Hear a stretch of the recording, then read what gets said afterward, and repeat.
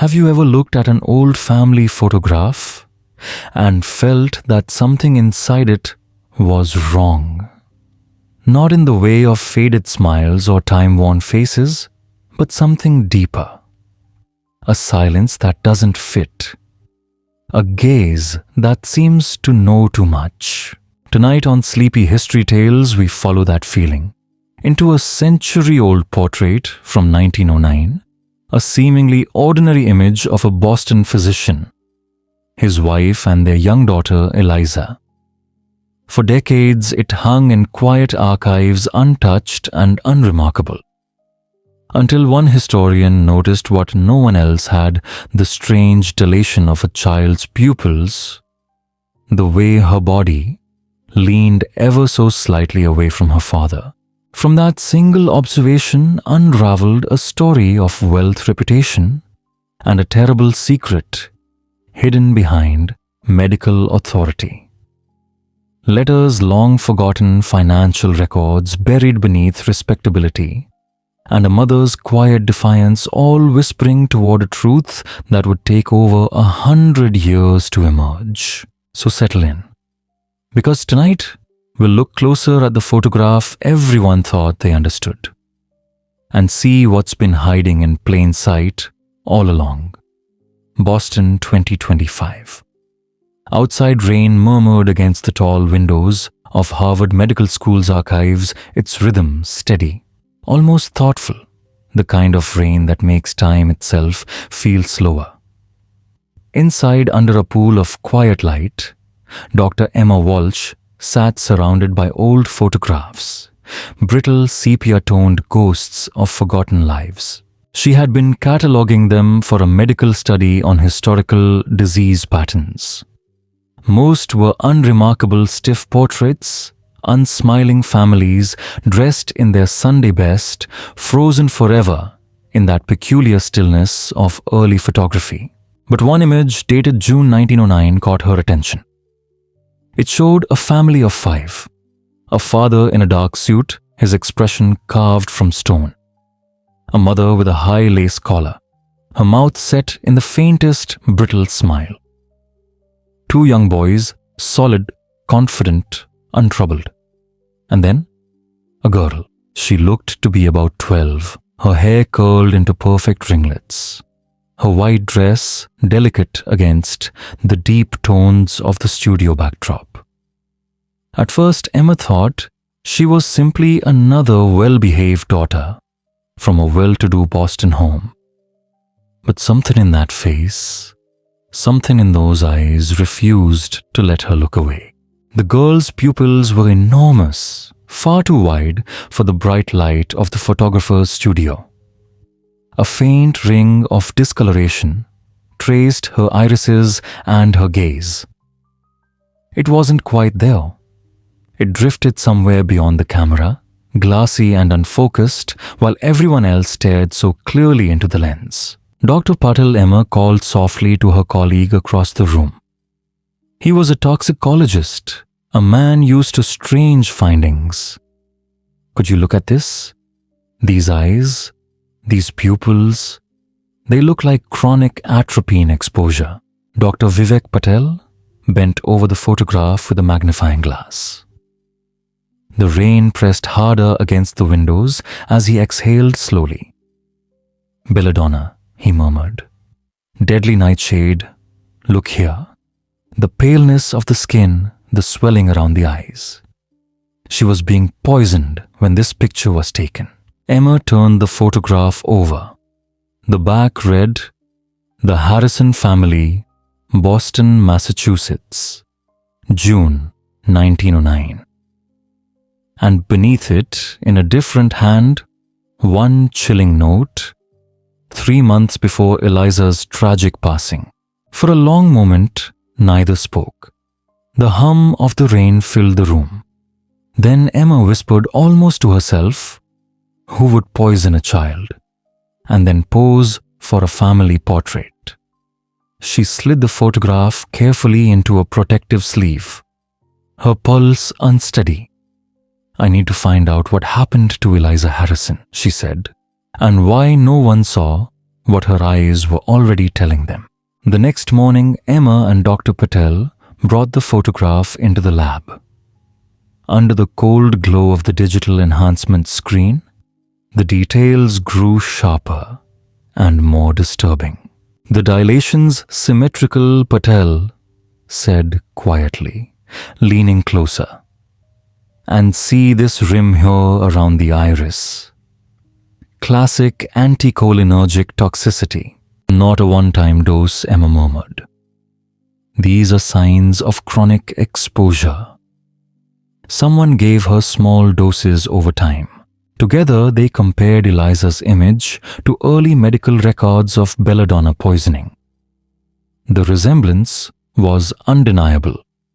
The glassy eyes, the subtle swelling of the face, the barely perceptible tremor in her hands, visible only as a faint blur in the photograph. In 1909, such symptoms would have been misunderstood. Dr. Patel noted, perhaps dismissed, as nervousness or female hysteria, especially in a girl on the edge of adolescence. Further enhancement revealed still more. A faint rash across her cheeks, a slight tilt in her posture, the weight of her body, leaning against the chair as though she could no longer quite stand steady on her own. And most haunting of all, while her brothers leaned toward their mother, little Eliza sat apart, just enough to notice once you knew to look. Emma's voice broke the silence. "Chronic low-dose anticholinergic poisoning," she said softly. It would explain it all: the dilated pupils, dry skin, weakness, confusion, even that flutter in her pulse. Every symptom hidden behind the language of delicate health. She looked again at the girl's blurred hands, still small, trembling across the lace. And you might wonder, as Emma did that night, who would do such a thing? And why would they smile for a camera while it was happening? The question, Dr. Patel murmured, is who had both the opportunity and the motive. Outside, the storm had grown heavier, its steady rhythm now a soft percussion against the windows. Emma leaned back in her chair, her voice low, thoughtful. In 1909, who would have access to substances like atropine? She already knew the answer, though she wanted to hear it aloud. Anyone, Patel said, if they knew where to look. Belladonna derivatives were everywhere then, in sleep tonics, digestive drops, even asthma treatments. They were medicine before they were poison. Emma nodded slowly, fingers resting on the photograph's edge. The idea chilled her how easily a cure could become a weapon. Together, they compiled their findings. The sterile hum of the lab, broken only by the quiet tapping of rain. Two physicians writing not a discovery, but an accusation. A medical crime frozen in the blink of a camera shutter, preserved for more than a century in the sepia stillness of a family portrait. That weekend, Emma buried herself in research. The Boston Public Library's archives offered their first faint whisper of truth. There it was, a small obituary in fragile newsprint dated September 27th, 1909. Harrison Eliza. Marie, aged 12, beloved daughter of Dr. William and Mrs. Catherine Harrison, passed away after a long illness. She leaves behind her brothers Thomas, 14, and James, 10. Funeral services at Trinity Church, September 29th. The family requests privacy during this difficult time. Emma stared at the line, a long illness. An illness. Or something made to look like one. Her unease deepened when she read further. Dr. William Harrison. A physician. A man who would have had unlimited access to atropine belladonna and a dozen other compounds that could blur the line between care and cruelty. Records showed He had been a respected neurologist at Massachusetts General Hospital, admired, published, celebrated. But Emma had seen enough in the archives to know that prestige often hides what truth cannot. She traced the family's history through Boston's centennial records of 1922, the Harrisons. Old money, old pride. Their wealth began in textiles, but William had broken tradition, entering medicine instead of industry. His wife, Catherine Reynolds of Rhode Island, brought a sizable dowry into the marriage, one that legally passed to her husband under the coverture laws of the time. Control, access, opportunity. 3 words Emma could not shake. An old article in the Boston Medical Journal added another puzzle piece, a 1908 endowment for neurological research established by none other than Dr. William Harrison himself. The funding. A large inheritance from a family benefactor. It appeared just 1 year before Eliza's death. Coincidence?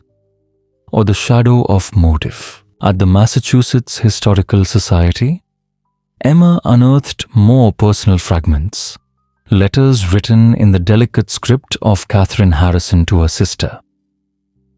The first was concerned tender.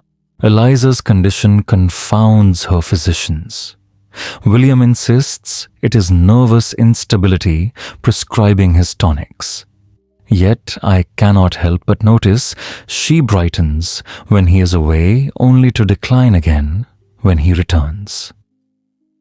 The boys remain well while my daughter fades before my eyes. A later letter. The ink darker. The tone urgent. Whispered of deeper fear. I have begun to keep a private record of Eliza's symptoms. Their pattern is not natural. William grows impatient when I question him, reminding me of my nerves. I have spoken to Dr. Bennett, who advises sending her to my sister's home for a time, away from our household routines. Emma read those words again and again. A mother's quiet terror, a father's control, a child slipping away in plain sight. By now, the historical fragments had coalesced into something undeniable. A respected doctor, financially motivated. A sickly daughter whose health improved in his absence. A mother trapped by the gendered silence of her era. And at the center of it, all that photograph. A single frozen moment that revealed what no one dared to say. Still, Emma needed proof beyond the medical and emotional clues.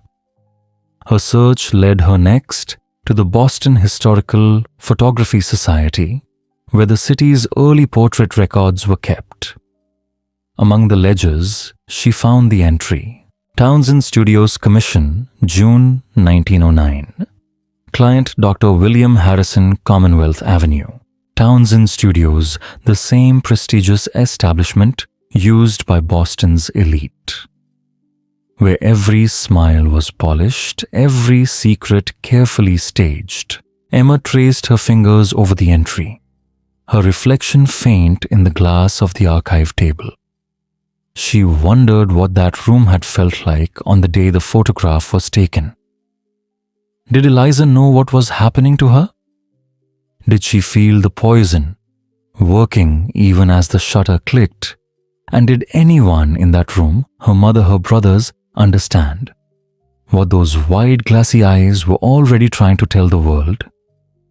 The archivist's name was Harold Kim, a quiet man with the patience of someone who has spent a lifetime surrounded by dust and whispers. He guided Emma through the society's records until they found what she was searching for, the appointment books and studio notes of Edward Townsend, Boston's premier portrait photographer in 1909. The entry was brief, just a few lines in neat handwriting, but it was enough to pull the past into chilling focus. June 12, 1909. Harrison family portrait, Dr. William Harrison. Mrs. Catherine Harrison's sons, Thomas and James' daughter Eliza. Dr. Harrison requested to be positioned beside daughter. Multiple delays due to child's inability to maintain focus. Dr. Harrison administered medicine for nervous excitability mid-session, charged additional fee for extended sitting.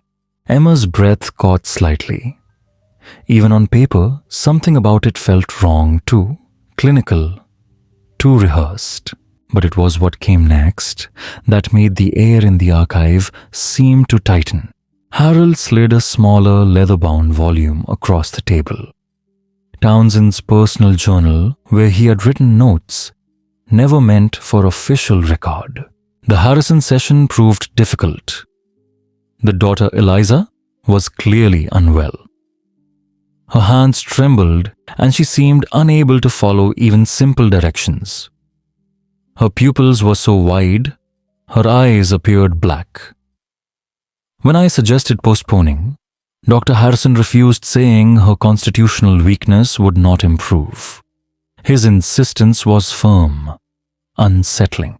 I could not ignore how she flinched when he adjusted her posture or how she avoided his gaze entirely.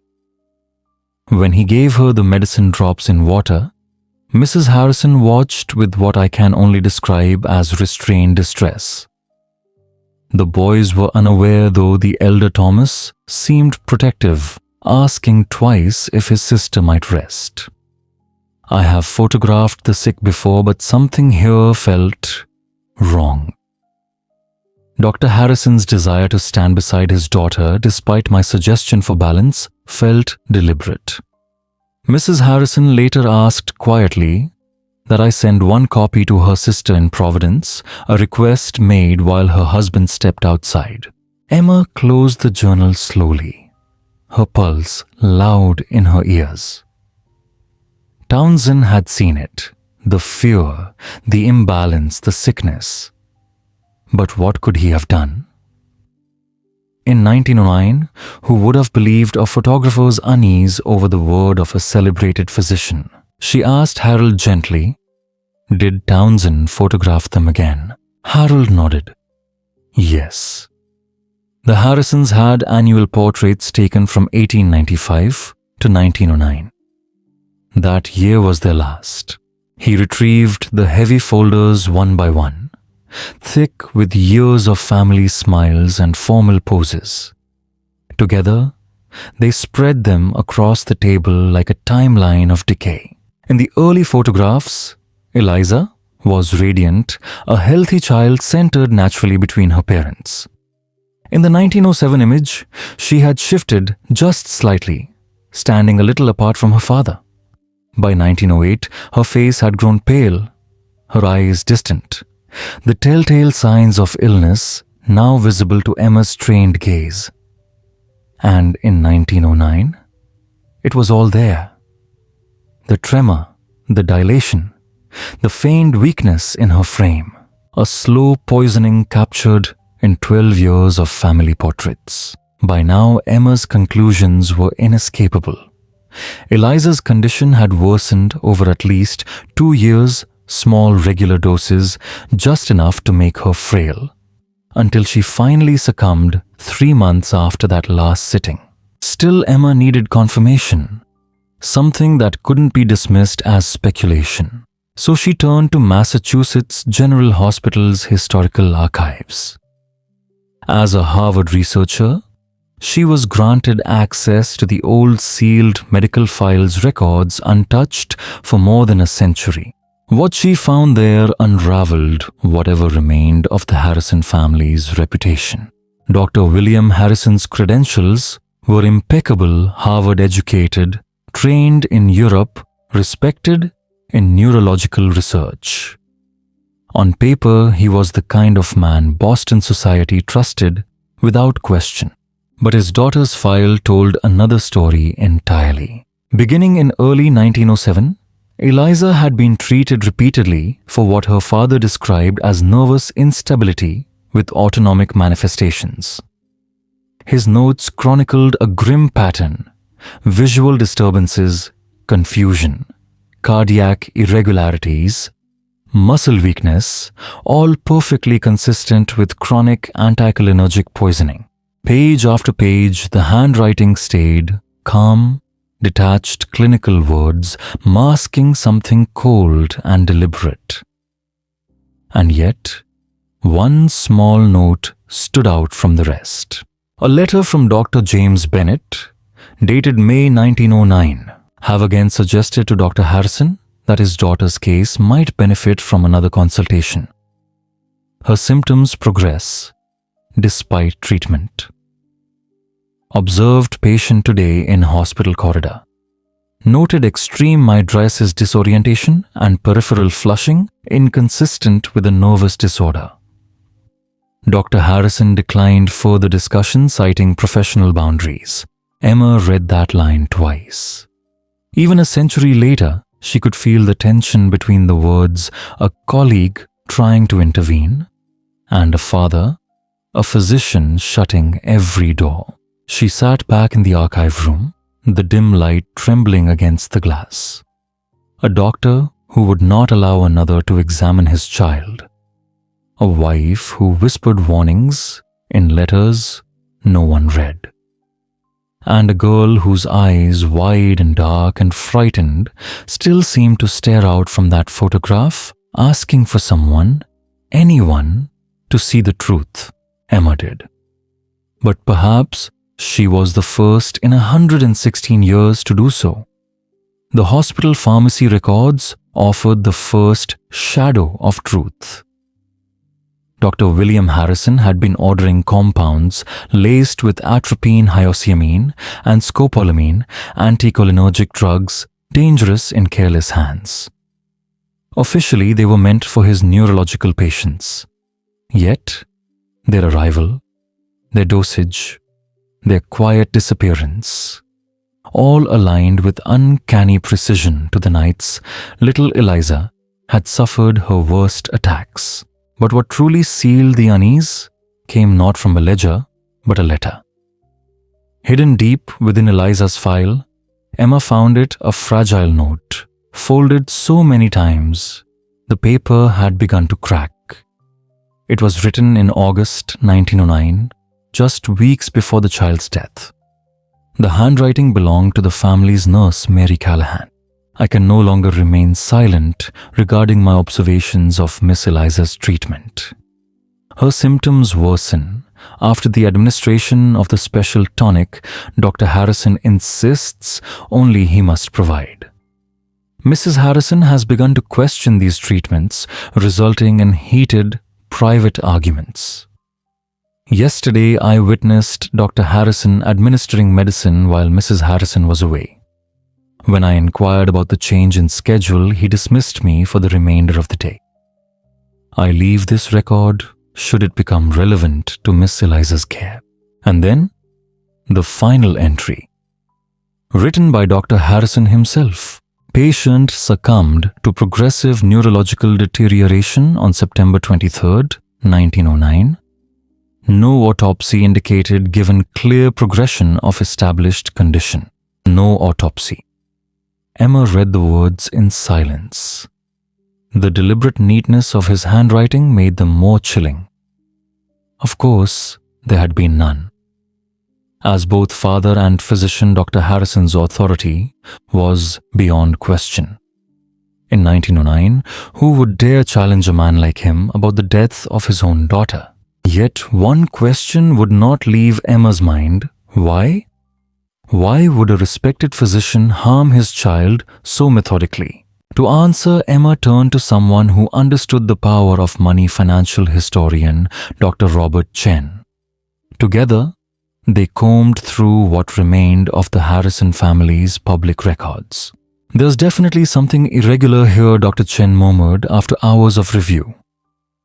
The Harrison Family Trust, established in 1889, contained a clause that was peculiar.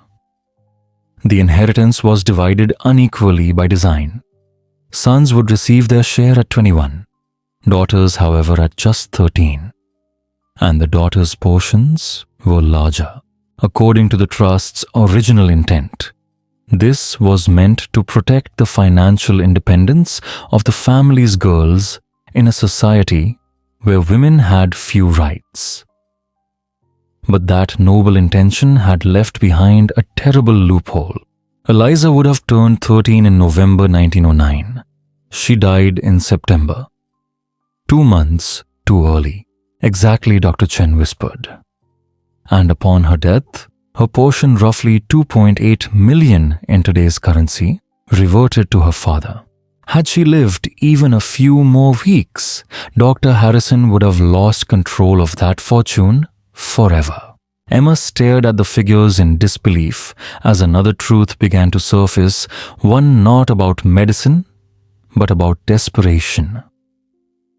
Behind the polished facade of the Harrison home, the doctor's finances had been crumbling. He had poured money into failed ventures between 1906 and 1908, while his wife's family textile business was on the verge of collapse. And still, Dr. Harrison had promised the hospital board an enormous gift, a new neurological research wing bearing his name. $50,000 more than $1.5 million in modern terms money he no longer possessed. The timing aligns perfectly, Emma murmured, her voice trembling. As his finances worsened, Eliza's symptoms grew more severe. Dr. Chen nodded, opening another ledger. 1 month after Eliza's death, the first payment toward the research endowment was made. 3 months later, Harrison had purchased a Beacon Hill property and a summer home on the Cape.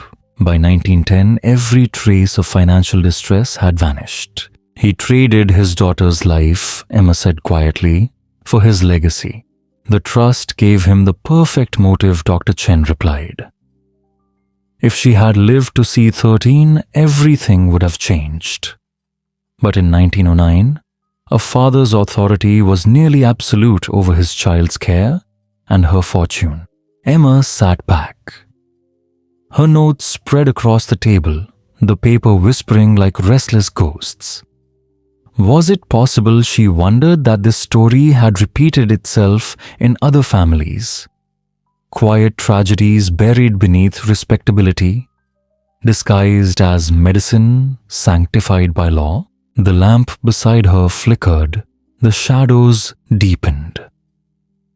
And somewhere in that silence, she felt the weight of a century-old question. How many lives were written off as natural decline, when the truth was far darker and far closer to home? The picture was now horribly, unforgettably clear. A desperate father, a physician's precision, a financial deadline closing in, and a child whose life stood quietly between her father and his salvation. William Harrison had not used his knowledge to heal, but to kill. Gradually, carefully, he had poisoned his own daughter, hiding behind his white coat, behind the quiet authority that no one in 1909 would dare question. And somehow, the entire crime had been captured in a single image, a family portrait, the final photograph of a girl already dying. It had been there all along, waiting to be noticed in the strange dilation of Eliza's pupils, in the slight way her small body leaned away from her father's touch. The silence between them told more than words ever could. But Emma's thoughts soon turned to another figure in the story. Catherine Harrison, Eliza's mother. Had she been complicit or deceived? Or perhaps, like her daughter, another victim of William's quiet cruelty? The letters Emma found through the Massachusetts Historical Society began to answer that question. They came from the Reynolds family of Rhode Island Catherine's relatives. And within that collection lay a devastating series of letters between Catherine and her sister Margaret, written after Eliza's death. The earliest was dated October 1909. Catherine's grief spilled across the page. When I suggested postponing the portrait sitting due to her illness, one letter read, William became insistent we proceed. He said it was merely constitutional weakness, nothing to worry about. But what I saw between them unsettled me. Eliza flinched when he adjusted her posture. She wouldn't meet his eyes. When he gave her her medicine drops in water, I could not help but watch his hand tremble. I remember my own expression. Restrained, terrified, as though if I spoke, I might bring ruin upon us all.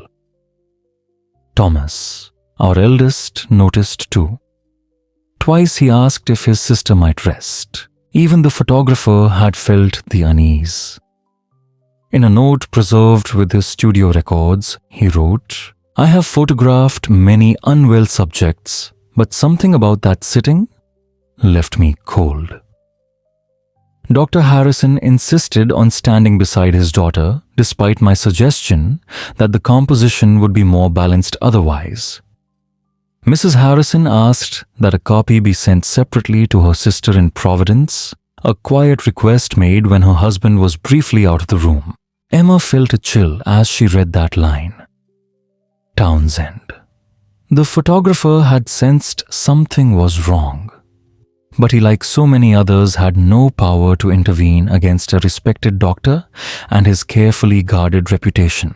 Did Townsend photograph the family before Emma asked the archivist, Harold? He nodded, searching through the records. Yes, actually he did. Annual portraits from 1895 to 1909. That last sitting, the one with Eliza, was their final one. Harold laid the photographs out in order, and as Emma studied them, a slow, dreadful progression unfolded. In 1906 and earlier, Eliza looked healthy, her eyes bright, her posture confident, resting easily within the family group. In 1907, something subtle changed. She stood a little apart from her father, her smile fainter, her gaze unfocused. By 1908, the difference was unmistakable to anyone trained to see. The drawn expression, the glassy eyes, signs of poisoning that only a doctor would recognize. By the time of the 1909 portrait, the end was near. She would die 3 months later.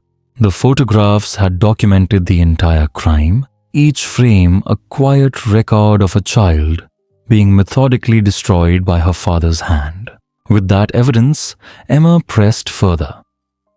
She obtained special permission to enter the historical archives of Massachusetts General Hospital, a privilege rarely granted. As a Harvard medical researcher studying historical illnesses, she was allowed to review records over a century old. What she found there was staggering. Dr. William Harrison's professional credentials gleamed on paper: Harvard Medical School, graduate European specialization in neurology, dozens of published studies. His peers had called him meticulous, brilliant, impeccable. But his daughter's file told another story. Beginning in early 1907, Eliza had been repeatedly treated for what he described as nervous instability, with autonomic manifestations. The notes detailed her progressive visual disturbances, confusion, irregular heartbeat, and weakness. Every symptom aligned perfectly with chronic anticholinergic poisoning. And through it all, Dr. Harrison had refused consultation. A letter from Dr. James Bennett, dated May 1909, stood out in the file. I have again suggested to Dr. Harrison that his daughter's case might benefit from fresh eyes. While respecting his expertise, the progression of her symptoms warrants broader review. His refusal remains absolute. I observed Miss Harrison briefly in the hospital corridor. Her pupils were markedly dilated. She appeared disoriented, her face flushed, findings inconsistent with her supposed nervous condition. When I mentioned this, Dr. Harrison reminded me rather sharply of professional boundaries. I record these concerns privately should they ever become relevant. Then came the pharmacy records. Dr. Harrison had regularly ordered preparations containing atropine hyoscyamine and scopolamine, all potent anticholinergic drugs. Officially, they were for his neurological patients. But the dates of each order aligned too perfectly with Eliza's documented illnesses to be coincidence. And finally, the note that changed everything. Folded deep within Eliza's medical file written by the family's nurse, Mary Callahan, in August 1909, mere weeks before the girl's death. I can no longer remain silent regarding my observations of Miss Eliza's treatment. Her symptoms worsen after the administration of the special tonic Dr. Harrison insists only he must provide. Mrs. Harrison has begun to question these treatments, and their arguments have grown heated. Yesterday, I witnessed Dr. Harrison giving medicine while Mrs. Harrison was away visiting her sister. When I asked about the change in schedule, he dismissed me for the rest of the day. I record these concerns here should they become relevant to Miss Eliza's care. Emma sat back from the desk, the paper trembling slightly in her hand. More than a century later, the truth had finally surfaced, not through confession or testimony, but through the careful notes of those who had seen but could not speak. And as she stared again at that haunting family portrait, the father's hand resting stiffly on the shoulder of the daughter he was poisoning, Emma wondered softly, how many times in history has love been mistaken for protection, when it was really the quiet hand of control? The final entry in Eliza's medical file was written in the careful, deliberate hand of her father. Patient succumbed to progressive neurological deterioration on September 23, 1909. No autopsy indicated given clear progression of established condition. No autopsy. No autopsy. Of course not, Emma thought. Dr. Harrison had made certain of that. As both father and physician, his word would have been law in 1909, especially when it came to the health of his own child. His authority, his reputation, and his control were unshakable. But why? Why would a respected physician, a man trained to heal, choose instead to slowly destroy his daughter? Emma needed an answer. With the help of financial historian Dr. Robert Chen, she began to examine the Harrison family's records documents quietly preserved in public archives for over a century. Within days, the first cracks in the family's shining image began to appear. "There's definitely something irregular here," Dr. Chen murmured, flipping through brittle pages and handwritten ledgers.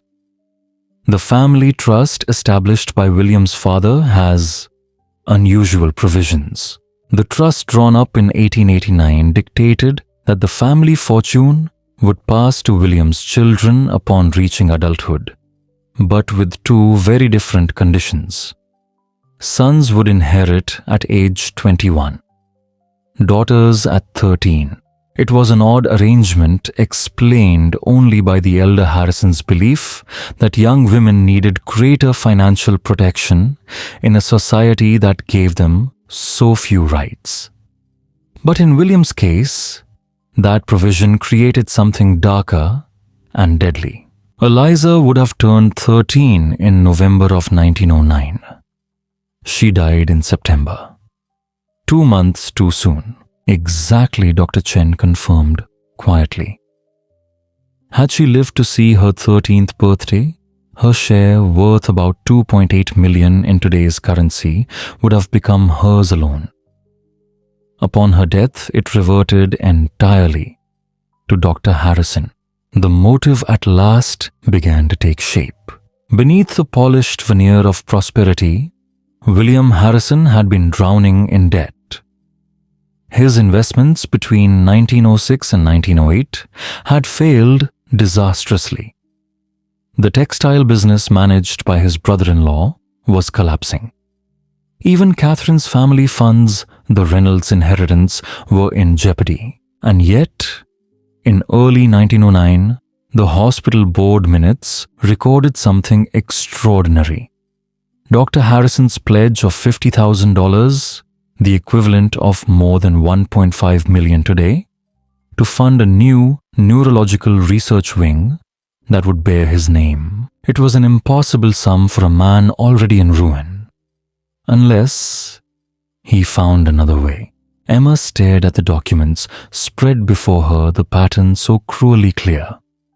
As his finances worsened, she whispered, Eliza's symptoms grew more severe.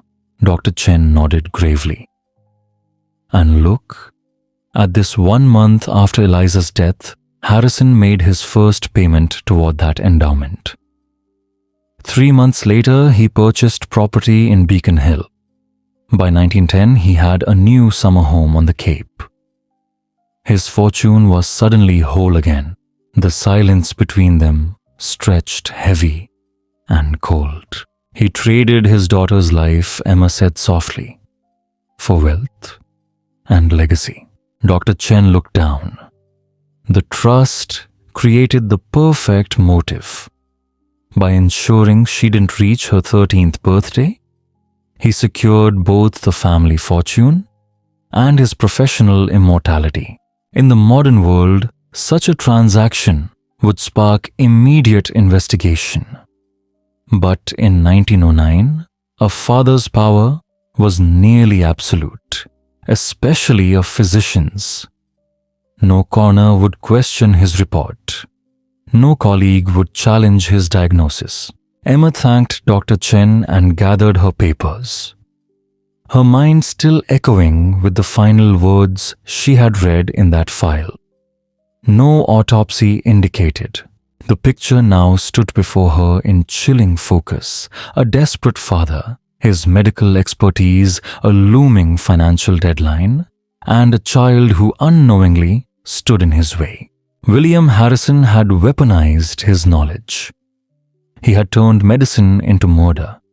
And all of it, the crime, the guilt, the tragedy, had been captured forever in one photograph, a family portrait.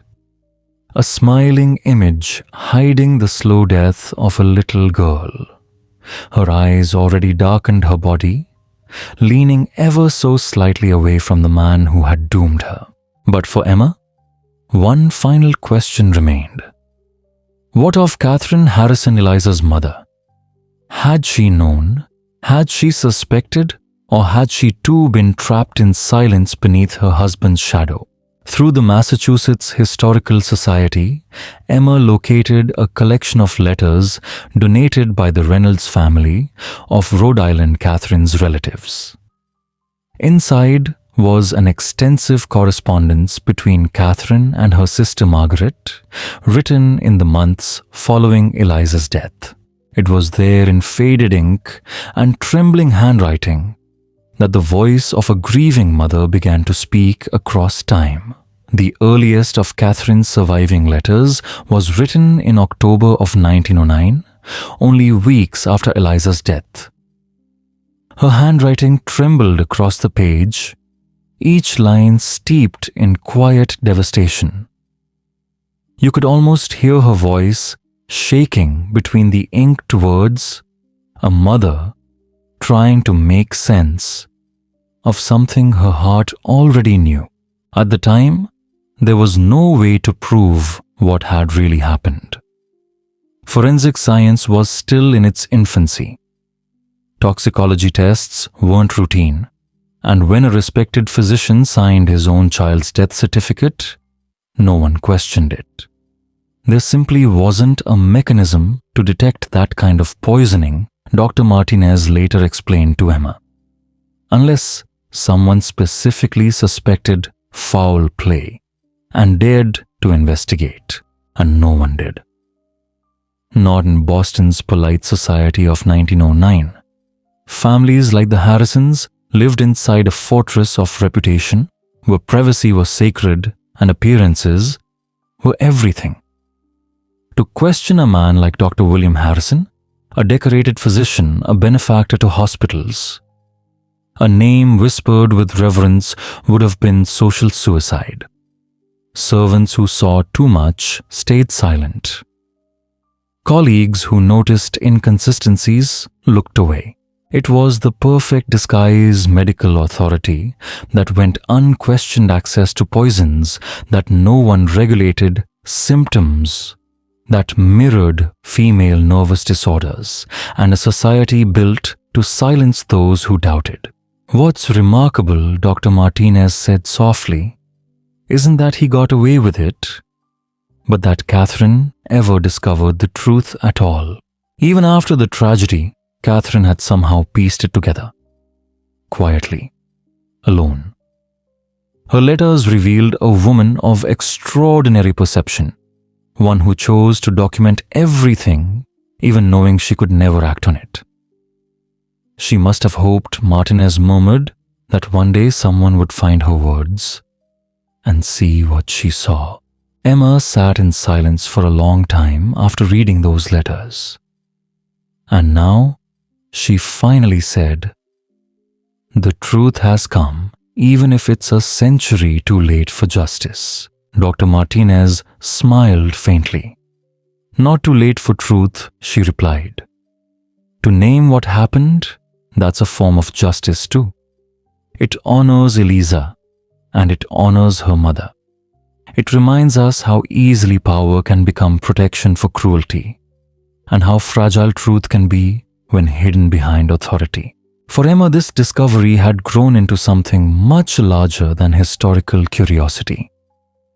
It had become a window into how gender status and unquestioned authority once conspired to hide a terrible crime, and how sometimes the truth can wait for generations before finally being seen. 6 months later, the gallery lights at Harvard Medical School burned softly against dark walls. The new exhibition was called Hidden in Plain Sight: Medical Evidence and Historical Photographs. At its center hung the portrait, The Harrison Family, 1909 enlarged, isolated and dramatically lit. The air seemed to hum with quiet unease. Visitors leaned close, drawn to the faintest details: Eliza's pupils unnaturally wide, the stiffness in her posture, the careful distance between her and the father who had signed her death certificate. The exhibition told the full story: the medical evidence, the financial motives, Catherine's thwarted attempts to save her daughter, and the long arc that led to this moment of reckoning. A timeline ran along the wall, showing Eliza's slow deterioration across 4 years of family photographs. Each image annotated with subtle medical notes: tremors in her hands, discoloration in her skin, a haunted look in her eyes. Beside it, another display traced William Harrison's declining investments and the miraculous recovery that followed Eliza's death. "You've created something extraordinary," said Dr. Bennett, standing beside Emma. "This isn't just a historical revelation, it's a mirror, a warning about what happens when authority goes unquestioned." Medical students clustered around the exhibits, murmuring to one another. Some gasped softly. "It seems so obvious once you know what to look for," one said. "That's precisely the point," Emma replied. "We only see what we're taught to see." And in 1909, no one was ready to see a father poisoning his own child.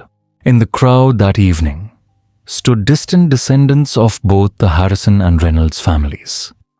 Among them, a woman stepped forward, Eleanor Reynolds, Catherine's great-grandniece. She carried with her something new: a small collection of letters never before made public, and one faded photograph. After separating from her husband, Eleanor explained Catherine had lived quietly in Rhode Island. She never spoke openly of what happened, but she devoted her life to women's legal rights and child protection. Her anonymous donations helped form some of New England's first child advocacy groups. Eleanor opened the small envelope she carried and revealed the photograph Catherine in her later years, silver-haired and solemn, wearing a simple locket. Inside it, a miniature portrait of Eliza and a single lock of her hair. She carried her with her, Eleanor whispered.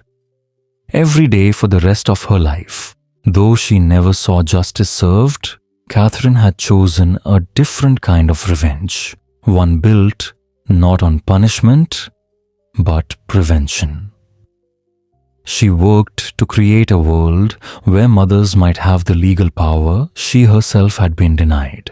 As the exhibition drew to a close, Emma stood quietly in front of the portrait. The room was nearly empty now, just her and Eliza. What had begun as a curious photograph in an archive had become the unraveling of a century-old crime, a story of power silence and the price of obedience. The 1909 family portrait now stood not as a keepsake, but as evidence, a silent witness, a warning across time.